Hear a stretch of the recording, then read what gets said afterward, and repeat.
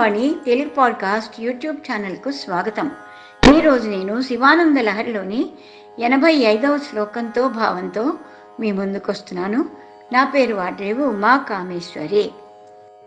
జలధి మదన దక్షో నైవ పాతాళ భేది నచవన మృగయాయాం నైవ లుబ్ధ ప్రవీణః అసన కుసుమభూషా వస్త్రముఖ్యాం సపర్యాం కథయ కథమహంతే కల్పయ్యా ఇందుమౌళే.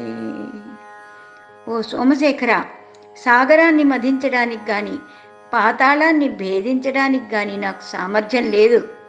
అరణ్యాదులలో వేటాడడానికి కిరాతకుణ్ణి కాను. అట్టి నేను నీకు పుష్పాభరణ వస్త్రాదులతో పూజలను ఎలా చెయ్యగలను స్వామి?